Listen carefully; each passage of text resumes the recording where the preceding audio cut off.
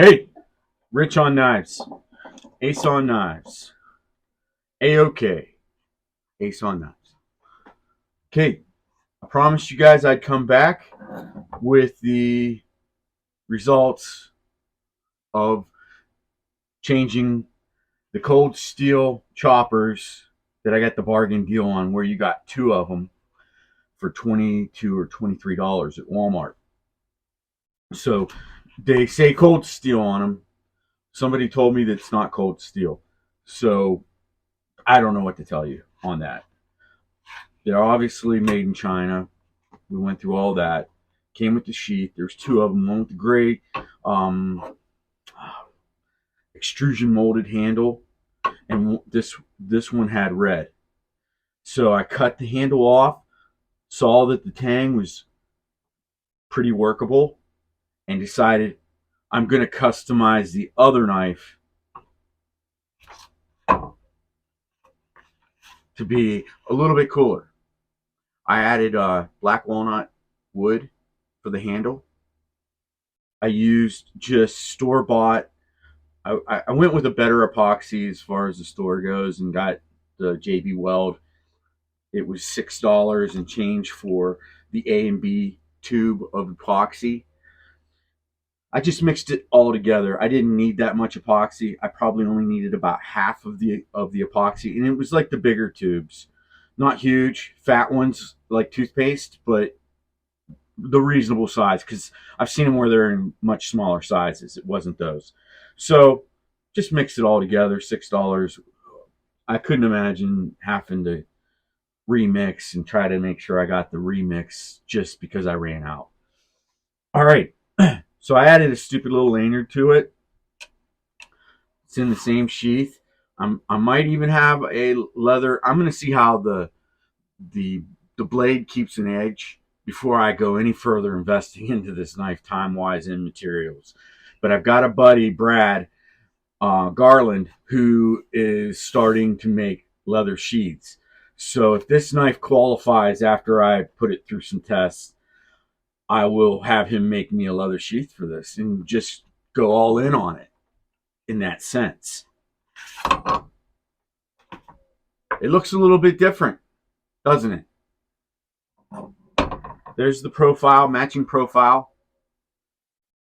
So this fits my hand absolutely perfect. That's the luxury of having access to some tools and some materials and a bench grinder, not a bench grinder, but a bench sander was really what I used for the most part. It's if you don't have one of those tools, I'm going to put a link in my description for one I recommend. I use a Rockwell. I know I'm just I know I'm going to probably burn it up and need another one, so I don't go cheap on it necessarily. I go middle on the table grinders because I think they want a lot of money for the commercial versions. So I don't even want to wade into those waters. If I could buy one for a quarter of the price, and then if it burnt, really they don't burn up, to be honest with you. I had a Delta before this Rockwell, and it lasted forever. My wife's grandma gave it to me right when I was first married with my wife, and it burned out maybe 5 years ago. So that thing was 17 years old, and I put it to the test. Now I've had this Rockwell for about 5 or 6 years, and it just keeps pounding along. So I love it.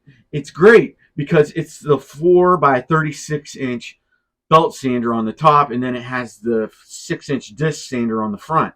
So you can get good sanding, almost grinds when you're dealing with wood. So now you don't need a grinder on wood because that's just not something you should do. Um, but you're going to see where I kind of liked it wasn't perfectly smooth because it gave you that feeling of just a really old school knife. But I went with just the gray epoxy. It's not beautiful in there. I probably could have sanded it closer to the tang, but I was losing real estate for the grip.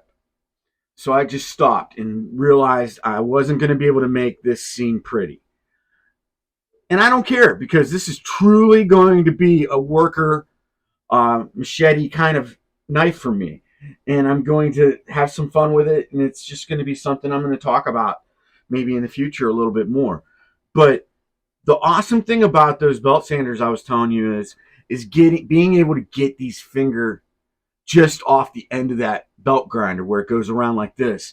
You're held hostage to the radius of that sanding capability, but it's almost okay. It is like for bigger hands, fatter fingers, that radius is right there, and my hand goes right in it. So I kept trying to, do this nice rotational grind and just go round and round, and then I put it in my hand, and I'm like, okay, and then I do the same thing for the next finger. Then I found through here for these fingers, there's a little bit of for your fingers. But I found that trying to do individual fingers down past the middle finger was a waste of time because you can always kind of grab the knife a little bit differently. And next thing you know, you got this pointy thing right here digging into the back of a finger down here. I'm definitely need to place these two fingers properly when I grab the knife, and that's just kind of natural anyways. Now I did have a guard right here, and it's gone. I had the matching profile off of this that I worked with to start off on the grip, and it ggets pretty weak when you're dealing with wood like that hanging out like a peninsula. One side cracked off. So what I did was made sure that I felt really good and comfortable. It does have this finger choil here too, and I thought about filing in some jibbing on the back for some grip right here if I did ever do a grip like this. I even thought about pronouncing this choil, going and grinding the metal and then into the wood and making a much more pronounced, and then my hand would just fit up like that. So that was kind of cool. If I did that, I would definitely put jibbing up here. But so then I just sanded with a Orbital sander off this finish here, and I oiled it. So this knife, when I take it camping or out in the wilderness, I'm going to come back and there's going to be a little bit of rust on it. It's exposed metal, so it's just what you get. But let me know what you think. This was the original, and this is what it looks like when I'm done. I really like it. I really like it a lot better than this. I think if this manufacturer, if it's not cold steel, ought to think about going with a version similar to this. Two-tone the metal. In the hollow grind here, leave it black washed. Vice versa probably would be better. Because, why wouldn't you want to protect this right here? Because you don't use this a lot and it gets chipped up or whatever.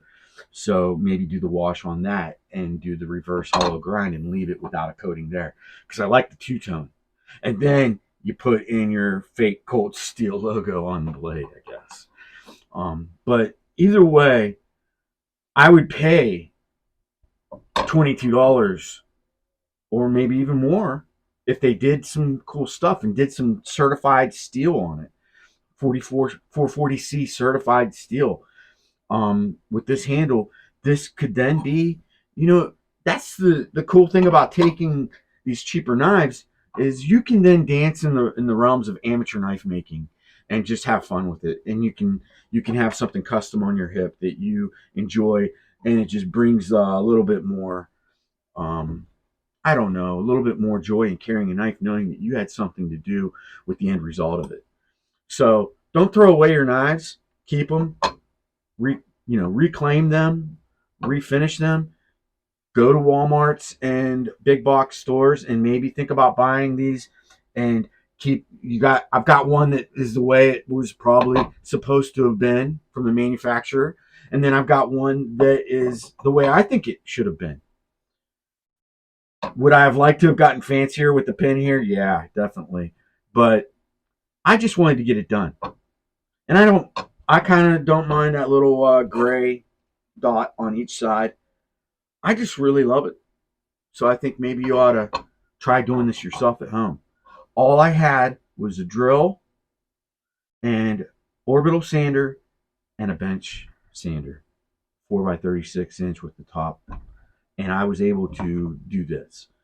Really, some epoxy, wood, black walnut wood, a little bit of paracord. It's definitely now an A-OK custom knife. Fits in my hand perfectly. As I was sanding it, I made sure I started from the top finger down and ensured every time I took it off the grinder or sander that I had it in the hand and it was reaching its comfort levels. I may even put it back on there. That's a nice thing. I just use a teak oil on the wood, so you can always revisit refinishing it or adding more oil. Tung oil, teak oil, Danish oil, all kinds of oils. You can even get it on the knife, and it's probably going to benefit the knife blade to have a little bit of natural wood oil on it. I don't think that's what they would recommend in the knife world as oiling your knife, as a regular with that kind of oil, but it can't hurt. So check it out. Ace on Knives. Deuces. It's a knife.